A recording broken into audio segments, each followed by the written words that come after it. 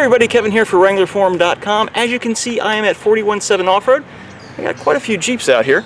And the reason is because Rancho, who has sent us a new lift kit for review, had to drop ship it to a business location. So the guys here at the shop were kind enough to allow it to be delivered here. So I'm going to go inside, put it in the back of the Jeep, and then get home and I'll show you exactly what it looks like. The shop is located north of Cincinnati in Miamitown, Ohio, and whether you've got a newer JL or a classic CJ like the one they're working on in the back, they can definitely help you out. Got everything out from the back of the Jeep. Let me go ahead and show you what we've got, give you a better idea of what we're going to be installing. It's kind of a little bit of a hybrid kit, I guess you could say, is what they sent. Over here we've got rear adjustable control arms, lower and then upper, and these things are pretty beefy looking. Let me go down a little bit closer here for you. There. And then this next box over has a ton of different components in it. You can probably see the brake lines there. We've got a hidden in the bottom of that is a front adjustable track bar. There are some additional bump stop spacers in there, rear track bar bracket I believe as well, and some other nuts and bolts that we'll need for the installation. And then over here we've got all new springs, and they look to be progressive rate springs as well, kind of like the current ones we have now. And then we've got shocks as well that we'll be going ahead and putting it on. So pretty complete. Overall, expecting some good things about this. I'm going to go ahead and start this hopefully in the next day or two, and we'll see how it goes. A little bit of change in plans. I've been delayed a few days on starting the install, but I thought it might be a good idea right now to kind of walk around the Jeep and give you guys an idea of what's going to change between our current 2-inch lift and the new 3 to 3.5-inch lift. Some things are going to stay the same, some things are going to change, so let me turn the camera around and I'll kind of walk you guys through what those are really quickly before we get going here. Alright, so up front, we are going to go ahead and obviously put taller springs in. We're going to go ahead and put another set of 9000 series adjustable shocks in. We're going to have a front adjustable track bar. We are going to reuse the geo-correction brackets, which for those of you who aren't familiar, that's one of them right there. You can see the bottom bolt position in the lowest setting of it. Okay. I think there's also some sway bar end links that get longer up here as well, maybe a few other little minor things in the front. We should be able to keep the current bump stops, I believe. I'll compare those once we get into the installation a little bit more. In the back of the Jeep, we're of course going to have new taller springs. We're going to be using the 9000 series adjustable shocks. And then we're going to have control arms, upper and lower control arms back here to make sure we set that differential pinion angle properly in order for the drive shaft and all those kind of things. So overall, just to kind of give you guys a little bit of idea of what's going to change, that kind of sums it up in a nutshell. So what I'm going to do right now is let you guys kind of see a little better shot of the Jeep here to get a reference point. So you can see how it's going to change here once we get this all taken care of.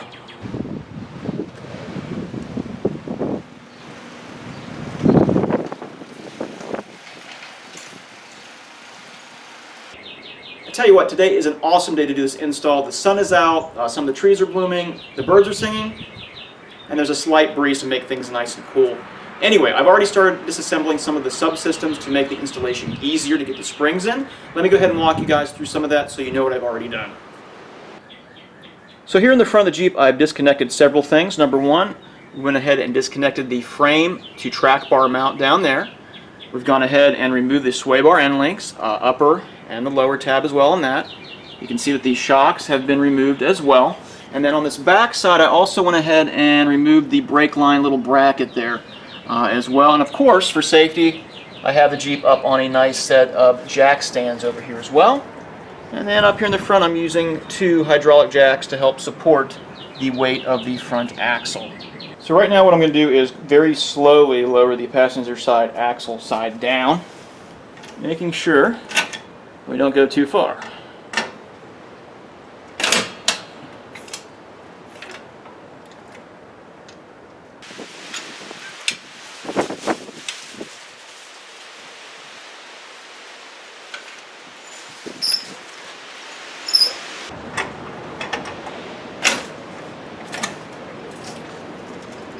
Right now I've got the axle all the way down as far as I can get it. Still can move it a little bit here. I've got the stock spring in here. Hopefully at this point you're able to lift up and then just pull that out. You're not going to need a spring compressor, which are really dangerous. I've used those before. But you should be able to go ahead and be able to fit that in there just fine. I want to go ahead and show you guys the difference in spring heights between the stock springs, the 2-inch spring, and then the new spring here. So let me go ahead and change a few things around here and I'll show you that. So here are the 3 springs. The far right one is the original factory Rubicon spring. The middle one is the one we just took out, the Rancho 2-inch spring. And then the new one we're going to be putting in is the Rancho 828B-B. Let me come up here to the top, give you guys a little better view up here. You can see how they gradually just step up a little bit in height. Also, it looks like the Rancho diameter on the actual coil itself is larger on both of the lift springs than the factory spring. So hopefully that gives you guys a little reference about how the springs look. Because I'm reusing some of the components from the 2-inch lift, there's some things that I could skip during this process. And one of those is I already have a bump stop extension on here, and I'm going to make sure that it's the same height. I think it is. If it's not, I'll change it out. But that's one thing you don't have to do. If you didn't have these, you would need to add them, okay, to protect, you know, the tire from getting up into the fender well area. You do have to go ahead and drill and then tap this according to the directions, and that's what I remember doing. Feel free to go back and watch the original 2-inch lift kit install, and you'll see how I did that on there. To install the spring, you're just going to go ahead and take it like this, and there's a little area down here that's flat at the bottom. And go ahead and put this in here, and there's a cup that it sits in down inside here.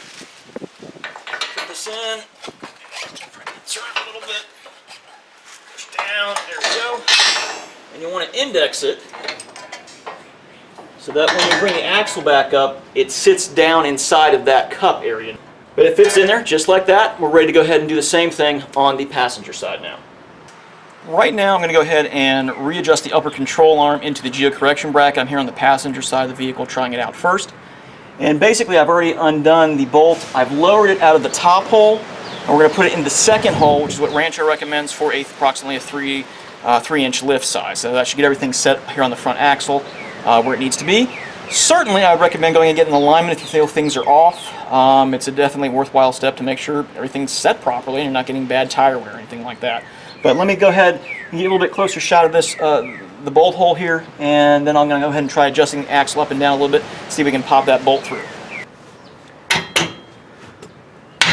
Oh, nope, not quite there yet. I think I came up with a solution for this. It's up here, you can see it's just at the bottom there, but if I take a screwdriver and go over here, very easily, that rotates up. Take my hammer, and hopefully, bam, we are in and set. Awesome. So I've got both upper control arms relocated to the second hole in the geo-correction brackets. I put both springs back in, and our next step is to go ahead and install the shocks. Again, these are the 9000 series adjustable shocks, and I got them sitting right over here. Hopefully you guys can see that. But the one thing I want to do before I do that is hit them with a little bit of extra clear coat. So let me go ahead and do that, and then we'll get them installed.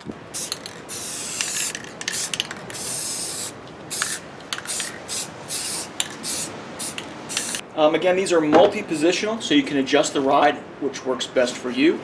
Currently on the Jeep, I had the ones I took off set to position 3 for the front, so I'm going to go ahead and start out with these at position 3 and see how they do. Obviously, the new coil springs are going to be a little bit stiffer than maybe what I had before, so it might take a couple hundred miles for everything to wear in. But at least that's a good starting point and reference for me. And yes, you can definitely tell a difference between the lowest setting and the highest setting on these. So they are truly adjustable with that. And again, it's going to be based on the weight of your Jeep, right? Do you have a winch on the front, a heavy bumper? You know, same thing in the back. Do you have an aftermarket bumper and tire carrier? All those kind of things. As far as how this goes together, it's pretty simple. You're going to have one of these washers that's going to go down here at the base, and then a bushing, and then this is going to slide up and into the mount on the Jeep, and then on top of this, there'll be another bushing. Again, there'll be a piece here, and then you go ahead and take this, and then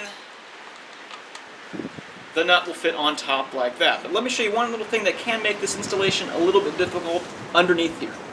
So up in here is where the top of that shock is going to mount through this hole right here. And when you get up here, you've unfortunately got this, I guess, plastic inner fender area piece, skeleton area, for lack of a better word, structure. You're going to need to probably go ahead and remove some of it. You can kind of see over here where I've gone ahead and removed some of it on the prior installation. It's a real tight working space, especially on the passenger side. I think, as I recall, the driver's side is maybe a little bit better, but still just something for you guys to be aware of as you're installing these. So these are gas pressure shocks, so when you go ahead and turn this, it is going to go ahead and release. Alright, so I'm going to put this in here first. There's a little space that sits in there like that, and then we'll go ahead and put the other cap this way on top. And we'll raise it back up just a little bit.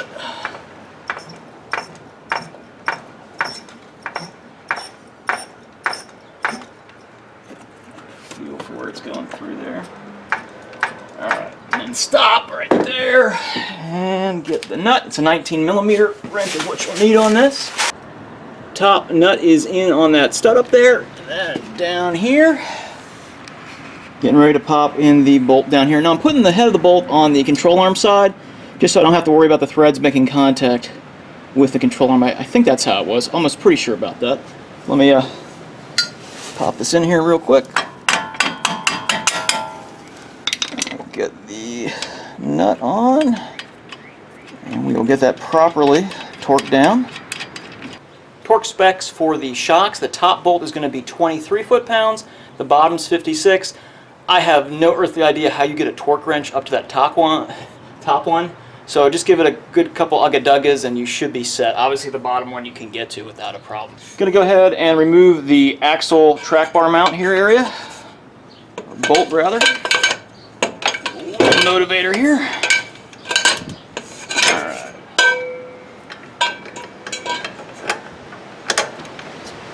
21mm. Now that I have the factory track bar off, I can go ahead and measure the adjustable track bar to put on to make sure we center that axle properly. The directions call for it to be about 33.10 or approximately there. What I found is that 33.10 roughly works out to just under 33 1/8. You can't quite get it to where it needs to be just due to the way the threads turn. So I've gotten as close as I can. I think I'm just right under 1/8 on that. So let me show you the difference in the two track bars to give you an idea of the overall distance increase. So I've got these lined up pretty close together, center hole to center hole on the end there, and then over here is the new spacing. You can see you're not going that much further than where it was stock, but it's just enough to make a difference. So right there we've got the track bar in the axle bracket. We're reusing the factory hardware. And then over here, we followed over to the frame side mount. Now you notice it doesn't quite line up, and that's okay. Once we get the tires back on, everything's situated and torqued down, we'll go ahead and turn the steering wheel, and this should go over there to allow us to go ahead and fit that factory bolt in. Got everything in here in place. Still need to go ahead and torque the bolts down, so I'm going to go ahead and do that. But it looks good. Did need to go ahead and turn the steering wheel to get the track bar to line up properly. But again, not a big deal. Turned out pretty good.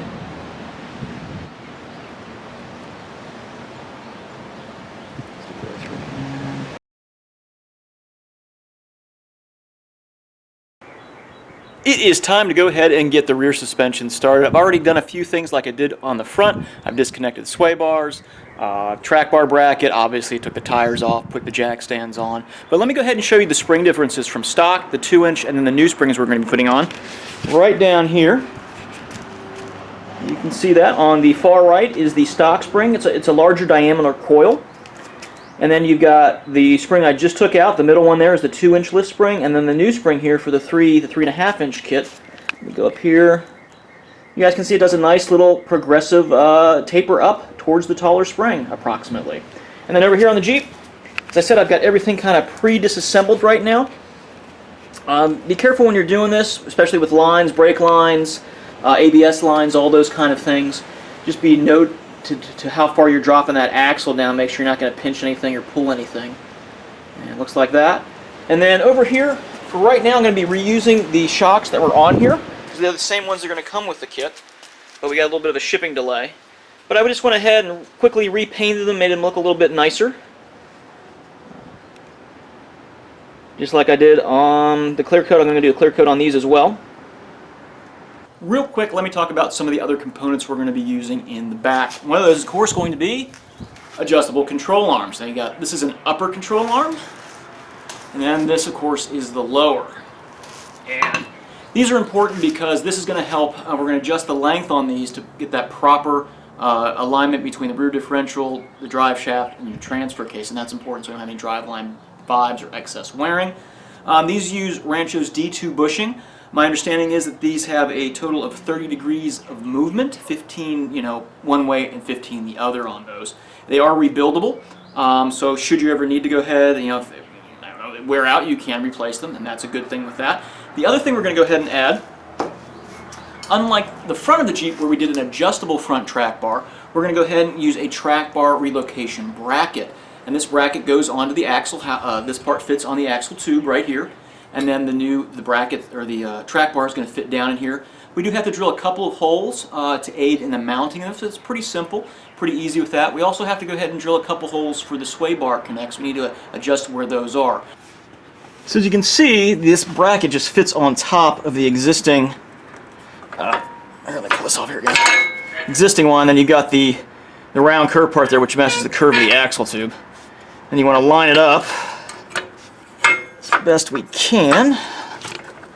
Use a motivator here. And that lines up with the hole where the original bolt went. In fact, let me grab the bolt. Figured out where all the bolts go, so let me just run through this with you here a minute. Let me move the camera a little bit, give you a better idea. I still need to drill the bolt hole here and here, which is going to be for this one, and there's another one there, okay? And they actually have that. This big guy is going to go down here, and on the back side it's going to get a washer and a new nut. And also on this one, inside of here, this spacer goes in here as well. Then you've got the U-bolt. It's going to go over here, and it is going to eventually use one of these, or two of these actually, and then a washer. So let me hook up a few of these things here so I can get it nice and snug, and then I'll start drilling the holes, and then I'll update you guys after I get the holes drilled.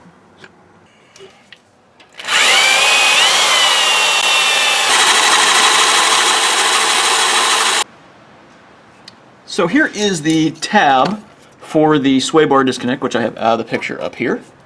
But according to the directions, we need to go ahead and re-drill a new hole up in this area, and it needs to be 1 inch up from the center point of this, and then 1/4 of an inch back.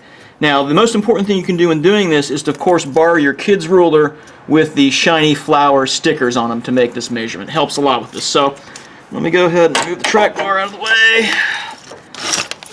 Oh no, I hit the camera. Uh-oh. There we go. Alright, so we're going to go center point is right about there. Bear with me here. So, 1/4 to 1/2, and that's about the center point right there. There's our inch. Approximately there. Can I see that? Yeah, just about. And I want to move back 1/4 of an inch from there. So we'll say right about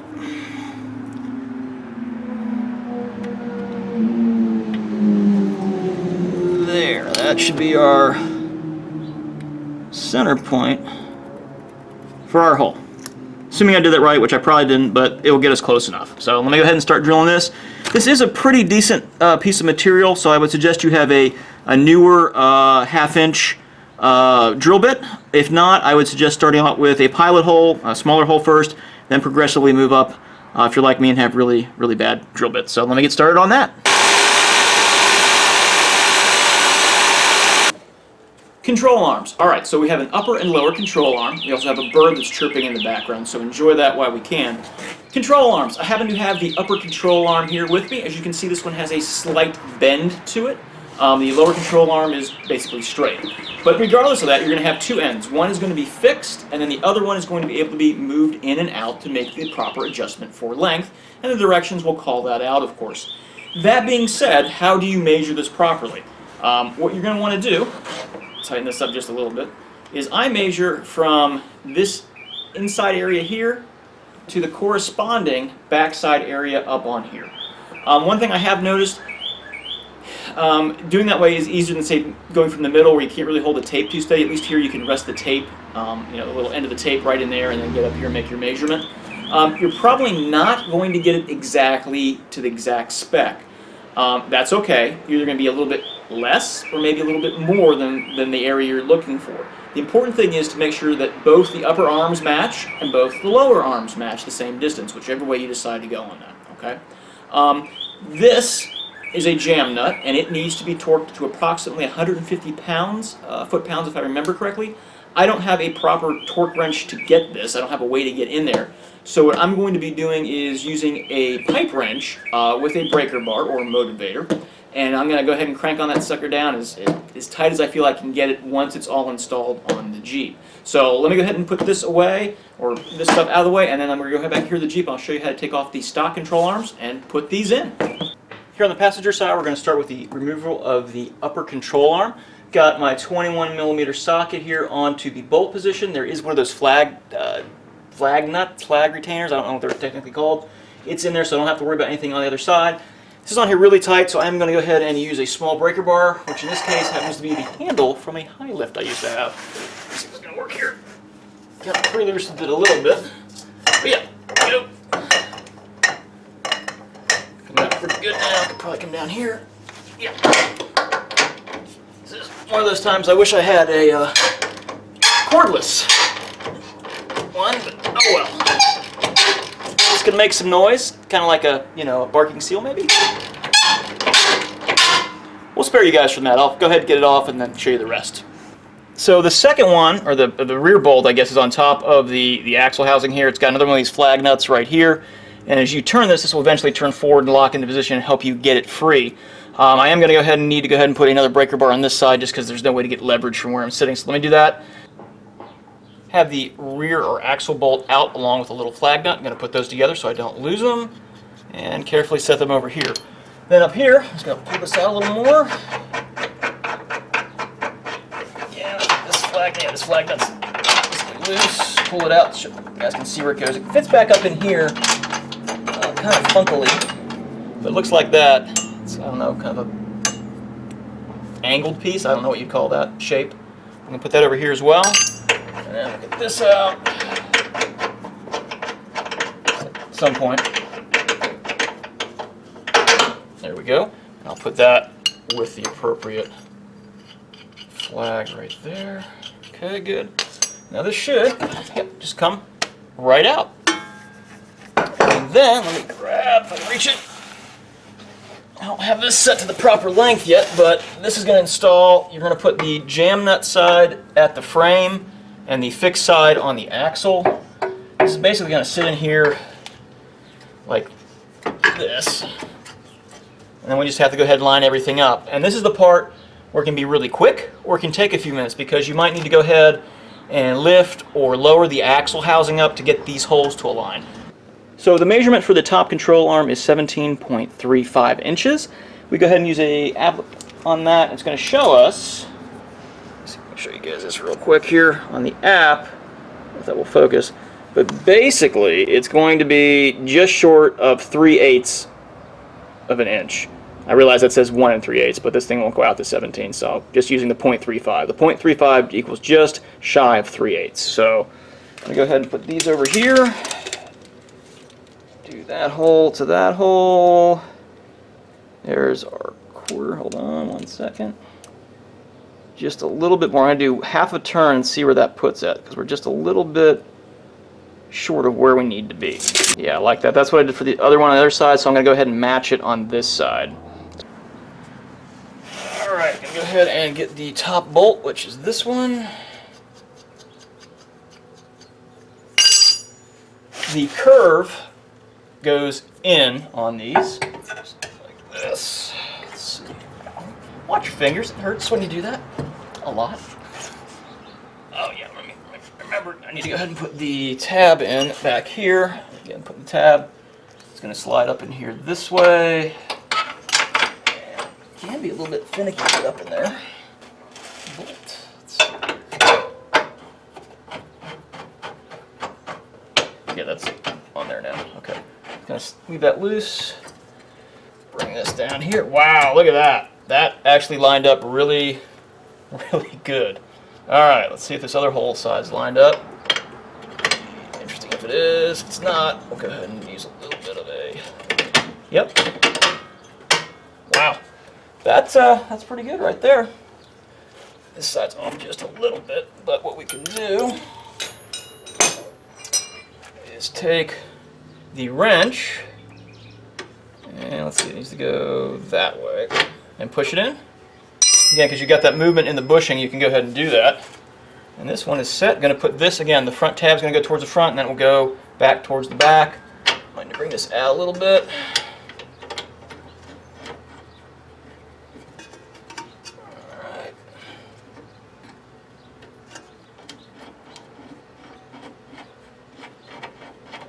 It's all snugged up. Or actually, you want to leave this still. You don't want to fully tighten it, but you don't want to leave it super loose. I'm going to get in there in a decent position. So let me snug it up here a little bit, and then we'll work on the bottom one. And no crazy sounds coming from this one. Was test fitting the lower control arm, and it lined up perfectly. I'm guessing maybe because the other side's lined up and it pushed the axle back to the right place. But I've got the bolt down in here. Just going to go ahead and slightly tighten up. I don't know if I can. I need to be a contortionist to get these in here a little bit. So right now we need to go ahead and test fit the springs in to make sure that they're going to fit. I'm going to assume I'm probably going to have to drop this side a little more. Here is the passenger side spring. I don't have it fully in yet, but don't forget to put that isolator coil spacer in, I guess for lack of a better word. And then down here, tiny little pigtail here needs to go on this mount right here. So I'm going to go ahead and put the camera back. See if I can't go ahead and get that to line up on there. Let's see here. Push this down. Oh, almost.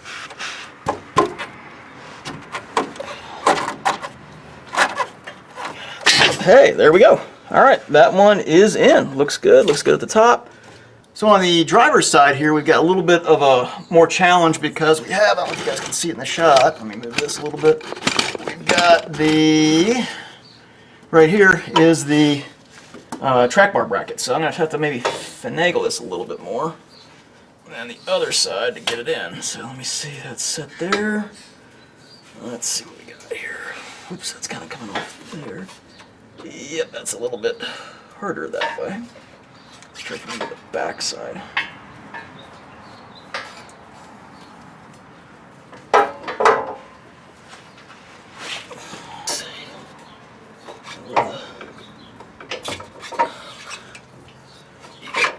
There we go. All right, got that one in as well.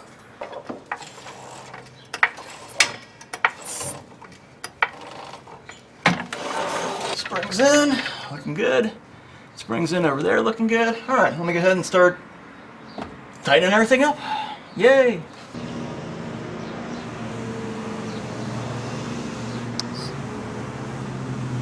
Got the Jeep out. You can see it looks pretty good. Definitely an improvement in ride height overall. But you may notice there's still a wrench underneath the front of the Jeep. And let me show you why that's there. Come with me this way. So in here, when you lift your Jeep, one of the problems that happens is the steering wheel gets off center. I've gone ahead and put a piece of painter's tape down there so I know how to go ahead and see which way it's moving. And the way we adjust that is down over here in the front of the Jeep, we have, slide in here, there it is, the drag link. You're going to unloosen these two bolts and you're either going to turn this clockwise or counterclockwise, which will then move your steering wheel. And then you're going to snug these down really tight again. So let me go ahead and put the camera back in the main seating area of the Jeep so you guys can see the steering wheel move. And again, all you got to do is move this clockwise or counterclockwise. Sit back and watch the magic happen.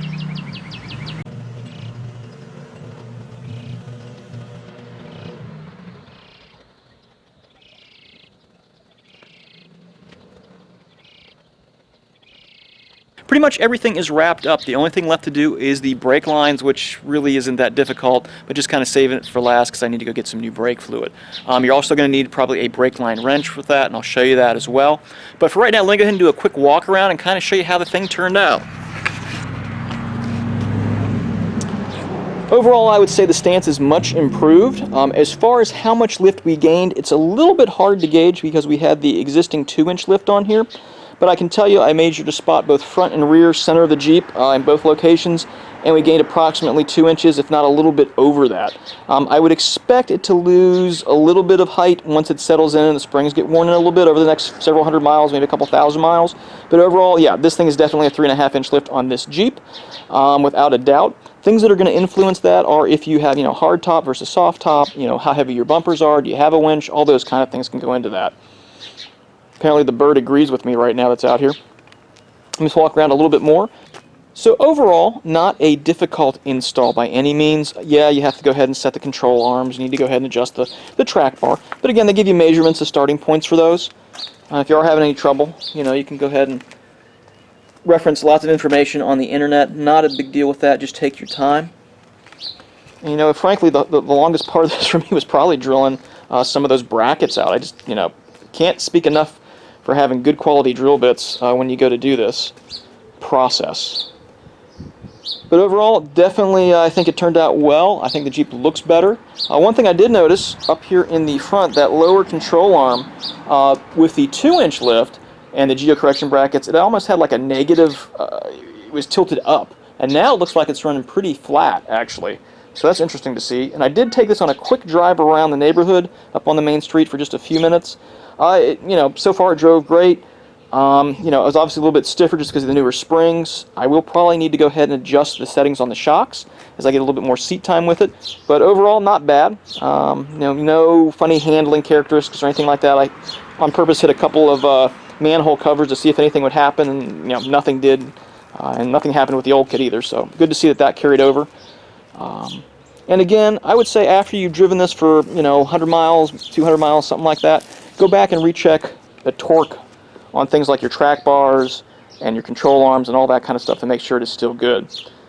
So right now, let me show you guys how to install those front brake lines. I am ready to now go ahead and change out the front brake lines. Going to go ahead and start on the passenger side here. Included in the kit are these new stainless steel lines, which are nice. They're going to be able to hold more pressure. Oddly enough, the stock brake lines are actually slightly longer than new ones, but the reason you can't reuse them, or a good reason you shouldn't use them, they got this big metal, you know, bracket on here that was attached underneath the coil spring pad. So if you have that, it's going to get caught up. It could potentially be a situation where something gets snagged and it causes that line to break. So I would say save these, throw them in your trail toolbox just as a backup, so you have them. But other than that, that's why we're going to change them out. Now the new hardware also includes 2 new banjo washers. Look like that. They're brass, okay. And of course the new bolt, which has a hole in it there. Maybe you guys can see that. Don't know if you can or not. There's a hole in there that allows the brake fluid, up there it is, to go into the caliper. And then this guy right here, this is a bracket that was sitting back here that held on the ABS line wire. I went ahead, you can see there's a tab on one side. There was a tab on this side as well, but I took that off so I can use it with the new bracket and have an attachment point for the ABS wire. And then you'll have one down here at the top of the steering knuckle. And then I'll probably go ahead and zip tie a spot or two onto the line to help secure all that all. This can be a little bit messy. You're dealing with brake fluid, so I'm going to probably get some gloves on before I do that. I've got a catch can down here for anything that drips down. I've got some paper towels as well. So let me go ahead, and I'm probably going to unloosen it from the caliper first and let it drip down over to here. And then I'll go ahead and get this junction up here and then swap the lines out. I'm going to go ahead and just crack this loose a little bit. You might have some fluid come out. Don't worry about it. In fact, you can kind of see it pulling there a little bit. Then we'll move up to the top using our 12 millimeter here.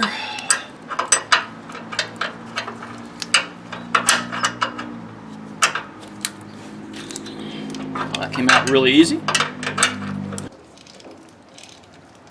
You are going to lose brake fluid when you're doing this, obviously. So go ahead and make sure you have extra on hand. If you're seeing a lot drip out, you want to go ahead and check your reservoir, obviously. Nice and easy when you're doing this so you don't strip anything. Same when you tighten it as well. Alright, that is free there. Get this out of here.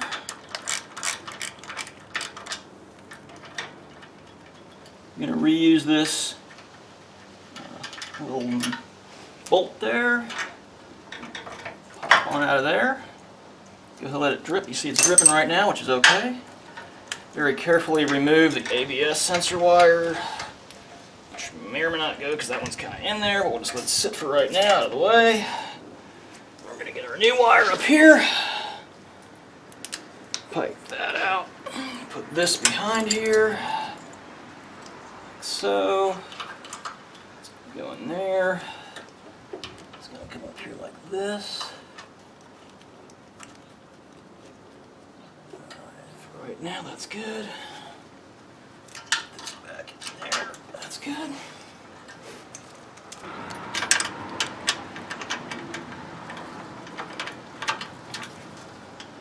We're going to keep this going down on this until it is tight. Alright, that's snug there. So here's what the top connection looks like.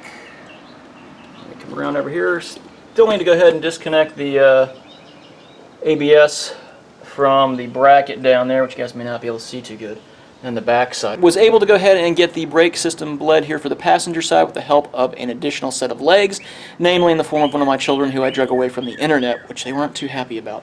Anyway, in testing, I didn't find any leaks at the top or at the connection to the caliper. That's a good sign. But again, I'll probably check this down the road just to make sure that is true. Everything's tightened down good. For the ABS line, again, we've got the mount up here we reused. And then if you guys can see it over here, I used a zip tie on this location. And I'm going to go ahead and move that around a little bit, see where the best point is, because you still want to be able to turn the wheel and not have it get kinked or anything like that. Other than that, that's going to be about it. When you're bleeding the system out, you're going to have one person inside the vehicle pushing down 2 or 3 times on that brake pedal and holding it, and then you're going to go ahead and release the fluid back here from this little guy over here. It's got a plastic cap on it right now, and you usually use a hose attached to that so you don't get fluid everywhere. And you probably do that process, I don't know, I think I did it probably 6 or 7 times just to make sure that pedal got stiffer inside the vehicle. You also want to go ahead and periodically go over and check your master cylinder to make sure the fluid isn't getting too low during that process as well. But that is it. Going to go ahead and get the other side done, and then the brake lines will be fully completed. Well, that is going to do it for the installation. Hopefully you guys enjoyed that and it gave you a better idea of what it's going to take to put one on at your home should you decide to go with this kit. Overall, I don't think it's too difficult. I certainly took a lot more time than you probably would because I was filming and making notes on how to do it properly, or at least close to properly. That being said, as far as the ride and handling go, it's very similar to the 2-inch kit. You can definitely tell there's a difference in it. Obviously new springs, you can tell you're up a little bit higher, but no funny handling characteristics or anything like that. No bump steer, everything looks good there. A few things I still need to do, because we've lifted it a little bit, I'll need to make sure that the headlights aren't angled up a little bit and blinding anybody at night. Simple, easy adjustment on those to do with that. I'm still going to go ahead and make some more measurements to make sure that front axle is centered. Again, that number they gave you for the track bar on the front is just a ballpark to get you in the right location. I think it's pretty close, but might need to fine tune it a little bit. The rear axle is slided just a little bit, I think, towards the driver's side, but not so much that it's going to require an adjustable track bar, at least right now as far as I can tell. That being said, I plan to go back and check all the nuts and bolts to make sure they're all still torqued down properly here in the next 100 miles or so. But a big thanks to the guys over at Rancho for sending us this to review. It's always nice to have support from manufacturers like that so we can show you guys what is out there that you might want to consider. I do hope to get this on the trail and give you guys some feedback on how it does compared to the other kit. I'm expecting only good things because we picked up additional flex and height with it, but we'll see how that works out. It's going to be a little while here. There's still a lot of states that have travel bans in place and aren't open yet, and a lot of the parks aren't open yet. So look for that here hopefully in the next several weeks, maybe a month or so at the latest, for those thoughts and comments on that. But until next time, this is Kevin for WranglerForum, and I'll see you on the trail.